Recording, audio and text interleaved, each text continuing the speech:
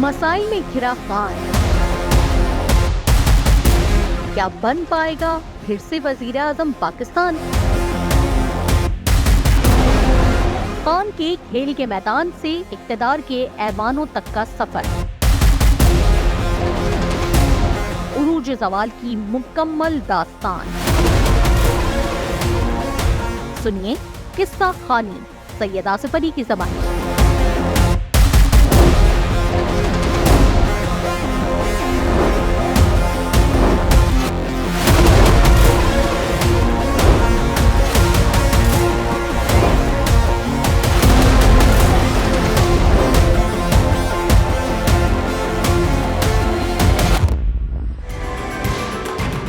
خان کا جنم کرکٹ کے میدان میں ہوا۔ یہاں اس نے عظیم الشان کامیابیاں سمیٹی اور قومی ہیرو قرار پایا۔ کھیل کی دنیا میں خان کم از کم 3 خصوصیات کے حوالے سے منفرد حیثیت کا حامل رہا۔ اول، وہ اپنی فتوحات کو ہر طرح کے الزامات اور شک و شبے کی کثافتوں سے پاک رکھنے پر یقین رکھتا تھا۔ ٹیم کی فتح پر انگلی اٹھ جائے تو اس سے ہرگز برداشت نہ ہوتی۔ چنانچہ اس نے اپنی سرزمین پر ہونے والے مقابلوں کے لیے غیر جانبدار امپائروں کے تقرر کا انوکھا اور جرأت مندانہ قدم اٹھایا، جو آگے چل کر کرکٹ کی دنیا کا رواج قرار پایا۔ دوم یہ کہ خان نے کمزور حریف کو جت کر کے کبھی لطف نہ پایا، گویا یہ اس کی صلاحیتوں کی توہین ہو۔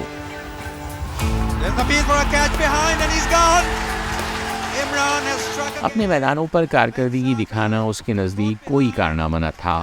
زور بازو پر اعتماد کا یہ عالم تھا کہ اس کی نظر میں فتح کا مطلب صرف یہ تھا کہ حریف کو اسی کے گھر میں گھس کر پچھاڑا جائے۔ وہ اپنے پیشہ ورانہ سفر کے دوران اسی ہدف کے تعاقب میں رہا اور ہندوستانیوں کو ہندوستان میں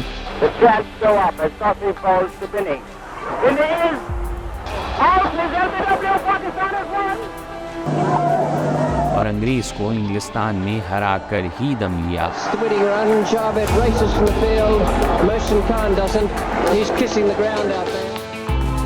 عالمی کپ کی تاریخی کامیابی بھی اس نے آسٹریلیا کے مشکل ترین محاذ پر حاصل کی۔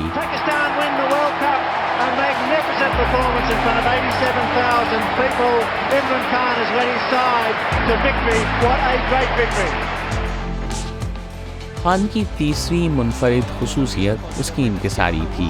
بڑے سے بڑے کھلاڑی کو میدان بدر کرنے پر بھی اسے ہوا میں اچھل کود کرتے یا فضا میں مکے لہراتے کبھی نہ دیکھا گیا۔ اس کے رد عمل سے صرف اطمینان کا اظہار ہوا کرتا تھا۔ یہاں تک کہ 1992 میں عالمی کپ کی فتح کا تاریخی کارنامہ سر انجام دینے پر بھی وہ خوشی میں آپے سے باہر نہ ہوا۔ خان کے 21 سالہ کرکٹ کیریئر کے دوران کھیل سے جڑی کئی روایتوں نے اس کے عزم و ہمت کے آگے دم توڑا۔ اس کے جارحانہ مزاج اور کھیل سے متعلق اس کی جرأت مندانہ حکمت عملی نے کئی نئی روایتوں کو جنم بھی دیا اور وہ رجحان ساز کہلایا۔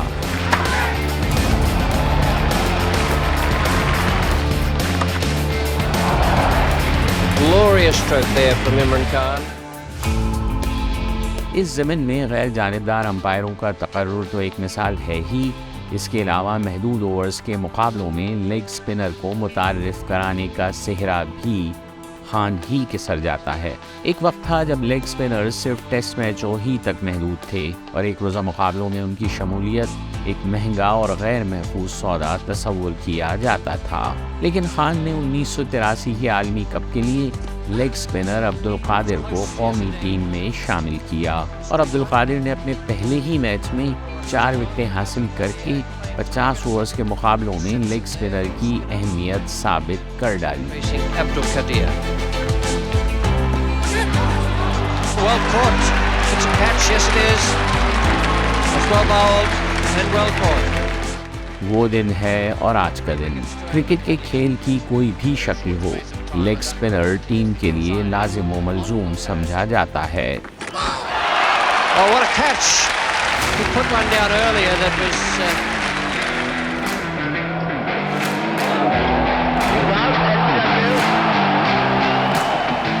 اور کیسے بھول جائیں خان کا وہ اچھوتا فیصلہ جس کے تحت مشہور زمانہ بھارتی اوپنر کرشنا مچاری سری کانت کو ایک ہی ون ڈے میچ میں 2 باریاں دی گئیں اور امپائر کھڑے دیکھتے رہ گئے۔ بھارتی کھلاڑی نے آؤٹ دیے جانے پر امپائر کے فیصلے پر اعتراض کیا، جس پر خان نے اسے دوبارہ کھیلنے کی دعوت دے ڈالی۔ یہ بھارتی کھلاڑی کے ساتھ خان کا انصاف بھی تھا اور اپنی کامیابی کو امپائر کے غلط فیصلے سے پاک رکھنے کے اصول کی پیروی بھی۔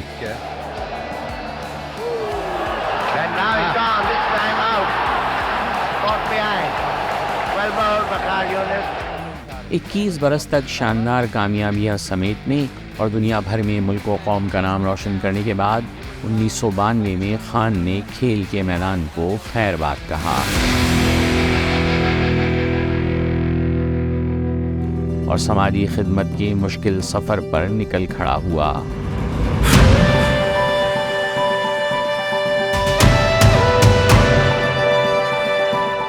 خان ادھیڑ عمری میں قدم رکھ چکا تھا، لیکن اس کا عزم اور حوصلہ اب بھی جواں تھا۔ چنانچہ اس نئے میدان میں بھی اس نے کامیابی کی نئی داستان رقم کر ڈالی۔ جو منصوبہ دنیا بھر کے ماہرین نے ناقابل عمل قرار دیا، اسے خان نے صرف 3 برس کی قلیل مدت میں پائے تکمیل تک پہنچا ڈالا۔ یہ پاکستان کا پہلا کینسر ہسپتال تھا جو خان نے اس موذی مرض کے ہاتھوں چل بسنے والی اپنی ماں کی یاد میں تعمیر کیا، اور جس میں غریبوں کو اس مہنگے علاج کی مفت سہولت دستیاب ہے۔ شوکت خانم کینسر ہسپتال خان کی اولو العزمی، دیانتداری، جذبہ خدمت خلق اور وطن پرستی کا منہ بولتا ثبوت ہے۔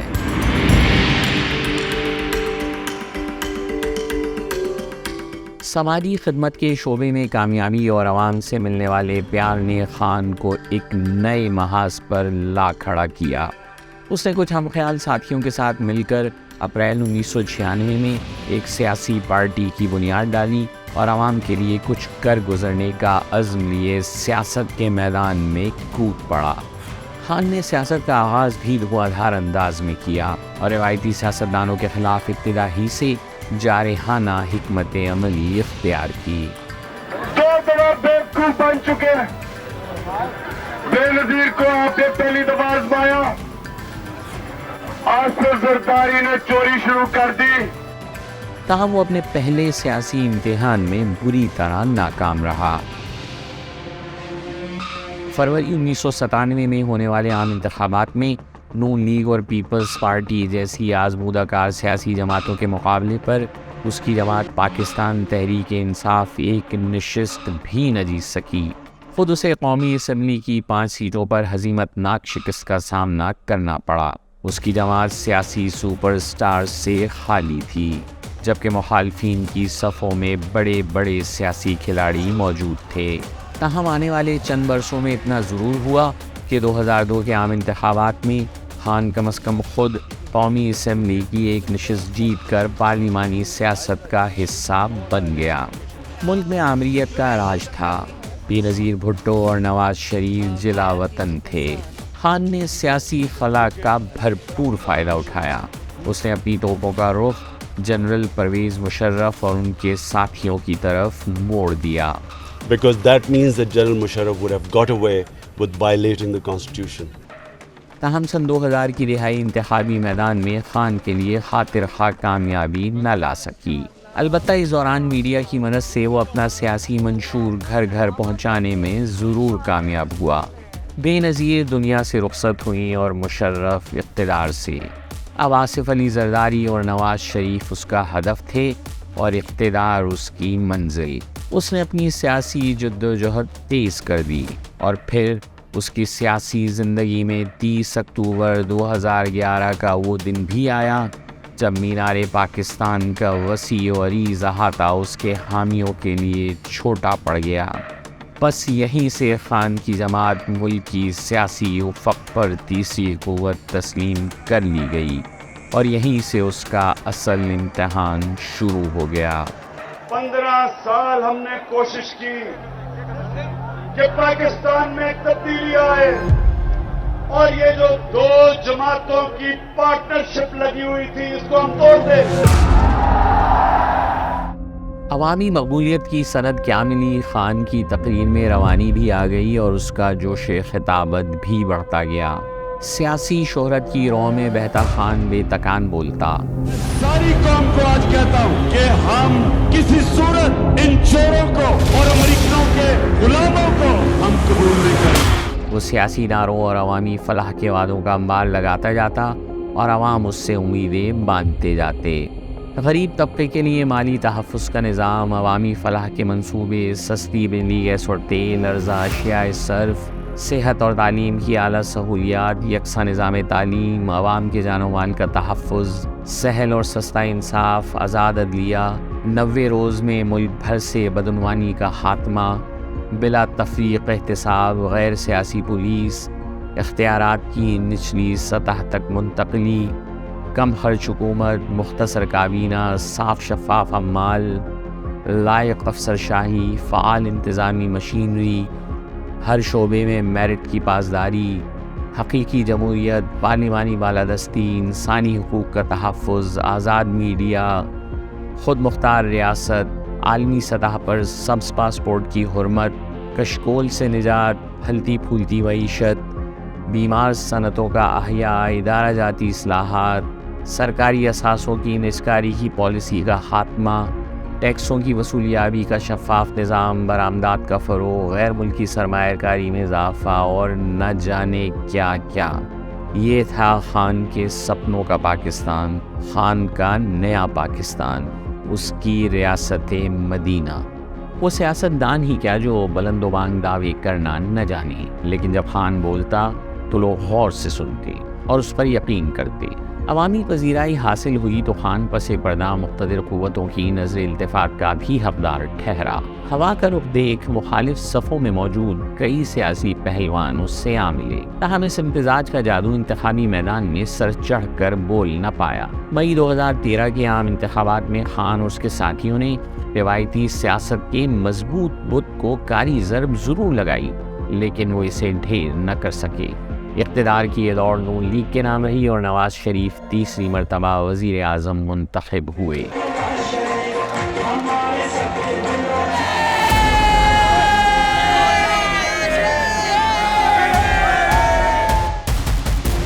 انیس سو 87 میں ورلڈ کپ کی شکست کے بعد خان کی زندگی میں شاید یہ پہلا موقع تھا جب اس نے کامیابی کے اتنے قریب آ کر ناکامی کا منہ دیکھا تھا۔ 1987 کی شکست کا حساب چکانے کے لیے اسے 1992 تک 5 برس طویل انتظار کرنا پڑا تھا، لیکن 2013 کی شکست کا جواب دینے کے لیے وہ 2018 تک انتظار کا عذاب سہنے کے لیے ہرگز تیار نہ تھا۔ اس کا جنون جو اس کی بیشتر کامیابیوں کا محرک رہا تھا، اسے فاؤل پلے پر رکسا رہا تھا۔ پس پردہ قوتیں تو جیسے مدد کو تیار بیٹھی تھیں۔ بس یہ جانتے ہوئے بھی کہ کوتاہیاں اندر ہی ہیں، خان نے انتخابی نتائج تسلیم کرنے سے انکار کر دیا اور اقتدار کو اپنا حق سمجھ کر حکومت مخالف مہم پر نکل کھڑا ہوا۔ یہیں سے قوم نے خان کا ایک نیا روپ دیکھا۔ 2013 نہیں، جب ہماری تیاری نہیں تھی، یہ اب وہ پارٹی نہیں جو 2013 میں تھی۔ ابھی نئے نئے پارٹی میں لوگ آئے تھے، پارٹی الیکشن ہوا تھا اور ایک دم تیاری کے بغیر الیکشن میں چلے گئے۔ ابھی تیار ہیں، جب یہ فیصلہ کریں ہم تیار ہیں الیکشن میں۔ اگست میں مارچ ہوا، حکومت مخالف مارچ۔ 13 اگست 2014 کی رات نون لیگ کا گڑھ لاہور گو نواز گو کے نعروں سے گونج رہا تھا۔ خان کے حامیوں کا ازدحام دیکھ کر یوں لگتا تھا کہ کچھ نہ کچھ ہو کر ہی رہے گا۔ خود خان کو بھی اپنی کامیابی کا یقین تھا۔ تبھی اس نے وزیر اعظم نواز شریف کی طرف سے مبینہ انتخابی دھاندلی کی تحقیقات کے لیے عدالتی کمیشن کے قیام کی پیشکش مسترد کر دی۔ خان نے وزیر اعظم کے استعفے کا مطالبہ کیا اور اپنے حامیوں کے ساتھ اسلام آباد کی طرف پیش قدمی شروع کر دی۔ اس سفر انقلاب میں علامہ طاہر القادری کی پاکستان عوامی تحریک بھی خان کے ہم رکاب تھی۔ دارالخلافہ پہنچ کر دھرنا ہوا، پارلیمان کی عمارت پر چڑھائی ہوئی، پی ٹی وی پر حملہ ہوا، بجلی کے بل جلے، سول نافرمانی کے اعلانات ہوئے، لیکن وزیر اعظم نواز شریف کا استعفیٰ نہ آیا۔ ساری انقلابی دھما چوکڑی صرف شہر اقتدار کے چوک تک محدود رہی اور اس احتجاجی تحریک کا ملک کے کسی اور حصے میں کہیں کوئی اثر نہ دیکھا گیا۔ خان اور قادری کا اشتراک عمل بھی در پردہ قوتوں کو حکومتی تبدیلی کا جواز فراہم نہ کر سکا۔ آرمی پبلک اسکول کے سانحے نے خان کو 126 روزہ دھرنے کی دلدل سے نکلنے کا راستہ فراہم کیا۔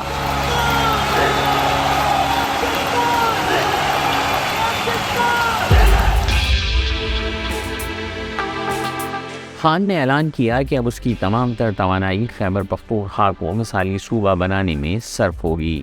یہاں اس کی جماعت کی حکومت تھی، لیکن اس اعلان کے باوجود بھی یہ پختون اکثریتی صوبہ خان کی توجہات نہ پا سکا اور وہ مرکز کے ساتھ رسہ کشی کی سیاست میں الجھا رہا۔ ساری کوشش یہ ہے ڈرا کے دھمکا کے کہ کسی طرح میں پیچھے ہٹ جاؤں اور یہ کرپٹ شریف مافیا کا پیچھا چھوڑ دوں۔ شاید اب کمبل اسے چھوڑنے کو تیار نہ تھا۔ مرکزی حکمران جماعت سے اس کی مخالفت اور محاسمت شدید تر ہوتی گئی۔ اسے نون لیگی قائدین کے ہر اعلان میں بددیانتی اور ہر عمل میں بدعنوانی کے سوا کچھ دکھائی نہ دیتا۔ اس کی اولو العزمی نے ضد کی صورت اختیار کر لی۔ اس کا جنون نفرت میں بدل گیا۔ اس کا غصہ جو اس کی توانائی اور تحرک کی وجہ رہا تھا، اب اس کے لیے حماقت اور ندامت کا باعث بننے لگا۔ لیکن وہ اس سب سے بے پرواہ مسند اقتدار پر نظریں جمائے رہا۔ وہ ہر قیمت پر حکومت کی چھٹی چاہتا تھا۔ کہتے ہیں کہ شکر خورے کو شکر مل ہی جاتی ہے۔ خان کو بھی قدرت نے حکومت گرانے کا ایک اور بھاری بھرکم جواز فراہم کر دیا۔ اپریل 2016 میں پاناما پیپرز منظر عام پر آئے۔ غیر ملکی جائیداد سے متعلق ان دستاویزات میں شریف خاندان کا نام آنے پر خان نے وزیر اعظم نواز شریف کے استعفے کا مطالبہ دہرایا۔ انہوں نے 30,000 کروڑ روپے کی منی لانڈرنگ کی ایک ڈاکیومنٹ دیا ہے۔ اور اسی برس نومبر میں اس کے ساتھیوں نے ایک مرتبہ پھر دارالخلافے پر چڑھائی کر دی۔ پشاور سے چلنے والے قافلے کی پولیس کے خلاف مزاحمت نے خوب رنگ جمایا اور عدالت عالیہ اس سارے معاملے کا از خود نوٹس لینے پر مجبور ہو گئی، اور پھر منتخب وزیر اعظم کے خلاف ملک کی اعلیٰ ترین عدالت میں کئی ماہ مقدمہ چلا۔ پاناما پیپرز سے جڑا مقدمہ تو مشترکہ تحقیقاتی ٹیم سے ہوتا ہوا ماتحت عدالت کے سپرد ہوا، لیکن عدالت عالیہ نے غیر ملکی اقامہ رکھنے کی پاداش میں وزیر اعظم نواز شریف کو گھر بھیج ڈالا۔ کیوں نکالا مجھے؟ کیوں نکالا؟ ایک فرضی یا خیالی تنخواہ نواز شریف نے اپنے بیٹے سے حاصل نہیں کی۔ اس بات پہ وزیر اعظم نکلتے ہیں ملک سے؟ ایک بلیک ڈکشنری دیکھ کر آپ اپنے وزیر اعظم کو نکالتے ہیں فرضی تنخواہ کے اوپر، اور پھر کہتے ہیں کہ ساری زندگی کے لیے نااہل قرار دے دیا جائے۔ میدان سیاست میں یہ خان کی بہت بڑی کامیابی تھی، اور یہیں سے خان کی اقتدار کی جانب پیش قدمی کا آغاز ہو گیا۔ عام انتخابات میں 1 سال سے بھی کم عرصہ باقی تھا۔ ملکی باغ ڈور ایک اور لیگی رہنما کے ہاتھ میں تھی اور حکومت پر خان کے وار جاری تھے۔ معیشت ہو یا بین الاقوامی تعلقات، دفاع ہو یا امن و امان، اچھا ہو یا برا، خان کو ہر چیز میں صرف کیڑے نظر آ رہے تھے۔ اسے لیگی دیوار گرتی دکھائی دے رہی تھی اور وہ اسے دھکے پہ دھکے لیے جا رہا تھا۔ خان نے جیسے تہیا کر لیا تھا کہ اب وہ اپنے اور وزارت عظمیٰ کے درمیان کوئی رکاوٹ برداشت نہیں کرے گا، چاہے وہ اس کے اپنے اصول ہی کیوں نہ ہو۔ وہ اصول جو کھلاڑی کی حیثیت سے اس کی منفرد شخصیت کا حوالہ تھے اور جن کی پیروی وہ کھیل کے میدان میں ہر حال میں کرتا آیا تھا۔ ملک میں عام انتخابات قریب تھے اور وہ ہر قیمت پر کامیابی کا خواہاں تھا۔ وہ خان جو اپنی کامیابیوں کو الزامات سے پاک رکھنے پر یقین رکھتا تھا، جو کمزور حریف سے مقابلے کو اپنی توہین گردانتا تھا، اور جو بڑی سے بڑی کامیابی پر بھی ڈھول تاشے پیٹنے سے گریز کرتا تھا، آج وہ اپنے ان تینوں ضروری اصولوں کو بھلا کر اقتدار کے لیے سب کچھ کرنے پر آمادہ تھا۔ اس نے اپنی جماعت کے دروازے الیکٹیبلز کے لیے کھول دیے تھے۔ ان دروازوں سے گزر کر اقتدار کی راہداریوں میں داخلے کے خواہش مندوں میں روایتی سیاست کے وہ کردار بھی شامل تھے جو کبھی خان کا ہدف تنقید رہے تھے اور جنہیں خان ملکی مسائل کا ذمہ دار قرار دیتا آیا تھا۔ پس پردہ غیر جمہوری طاقتوں کی آشیرواد سے میدان سیاست کو خان کے مخالفین سے خالی کرنے کی کوششیں جاری تھیں۔ کسی کو عدالتی مقدموں میں الجھا کر انتخاب لڑنے سے معزول کیا جا رہا تھا تو کسی سے اپنی حمایت کے صلے میں بعد از انتخاب نوازشات کے عہد و پیما ہو رہے تھے، لیکن خان قبل از انتخاب دھاندلیوں سے بے پرواہ مسند اقتدار پر متمکن ہونے کے خواب دیکھ رہا تھا۔ 25 جولائی 2018 کو انتخابات کا دنگل سجا اور توقعات کے مطابق خان کی پی ٹی آئی قومی اسمبلی میں اکثریتی جماعت بن کر ابھری اور خان بالآخر وزیر اعظم بن گیا۔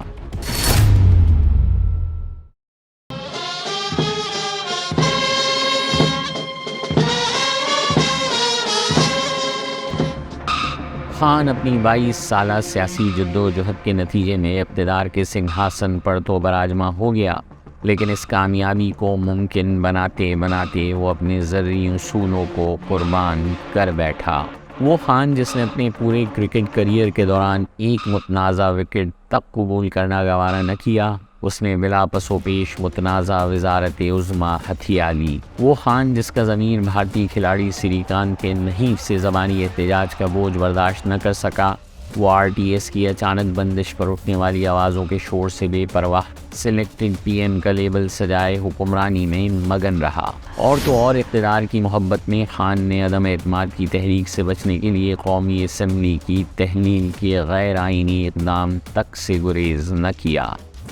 وہ خان جس نے کھیل کے میدان میں کمزور حریف سے دو ہاتھ کرنا اپنی شان کے خلاف سمجھا، وہ ریاستی اداروں کی مدد سے مضبوط حریفوں کو میدان سیاست سے بے دخل کرنے میں جوتا رہا، تاکہ اس کے لیے نہ صرف اقتدار کا حصول آسان ہو جائے بلکہ آنے والے وقت میں اس اقتدار کو دوام بھی بخشا جا سکے۔ اور وہ خان جو کھیل کے میدان میں اپنی ڈھیروں قابل قدر فتوحات کی تشہیر سے گریزا رہا اور اپنی بہترین کارکردگی پر بھی خود سے مطمئن نہ ہوا، وہ چھوٹے چھوٹے سیاسی اور معاشی اہداف کے حصول پر ڈھول تاشے پیٹتا دکھائی دیا اور بحیثیت وزیر اعظم اپنی نام نہاد کارکردگی کی تشہیر کے لیے جھوٹے پروپیگنڈے کا سہارا لیتا رہا۔ یہ سارے جو باہر بیٹھے ہوئے ہیں شریف خاندان، نواز شریف کے بیٹے بھی وہ جھوٹ بول کے باہر چلا گیا، بیٹے باہر ہیں، اربوں روپے کے گھروں میں رہ رہے ہیں، بڑی بڑی گاڑیاں چلا رہے ہیں۔ اگر آپ نے چوری نہیں کی، آپ کیوں نہیں آ کے اپنی عدالت پہ کھڑے ہو کے اپنی صفائی پیش کریں؟ اپریل 2022 آیا اور ملکی سیاسی افق پر ہواؤں کا رخ بدل گیا۔ خان عدم اعتماد کی تحریک کے نتیجے میں اقتدار سے محروم ہو گیا۔ اس نے عسکری اداروں کو اپنی اقتدار سے بے دخلی کا ذمہ دار ٹھہرایا اور ایک نیا سیاسی بیانیہ ترتیب دے ڈالا۔ کہیں اس نے امریکی سائفر کے گرد جھوٹی کہانی بن کر اپنے خلاف کسی غیر ملکی سازش کا راگ الاپا۔ ہمارے ملک میں باہر سے پیسے کی مدد سے حکومت تبدیل کرنے کی کوشش کی جا رہی ہے، تو کہیں اپنے قتل کی مبینہ منصوبہ بندی کا شور ڈالا۔ اس کا یہ سیاسی بیانیہ ہاتھوں ہاتھ بکا اور اس کی مقبولیت نے ایک نیا عروج دیکھا۔ اس غیر معمولی عوامی مقبولیت کے زوم میں خان انہی قوتوں کے مد مقابل آ کھڑا ہوا جو نہ صرف اس کی سیاسی تخلیق میں پیش رہی تھیں بلکہ اس کے اقتدار کے راستے میں حائل رکاوٹوں کو دور کرنے میں بھی اس کی مدد کرتی آئی تھیں۔ اس کا واحد مقصد اقتدار میں واپسی تھا اور وہ اس ہدف کے حصول کے لیے ہر حد سے گزرنے کو تیار تھا۔ اور جب خان کو روکنا مشکل ہی نہیں ناممکن دکھائی دے رہا تھا تو اس کے ہاتھوں 9 مئی سرزد ہو گیا اور آن کی آن میں ساری کایا ہی پلٹ گئی۔ عسکری تنصیبات پر حملوں کی پاداش میں اس کی جماعت کے ہزاروں کارکن حراست میں لے لیے گئے۔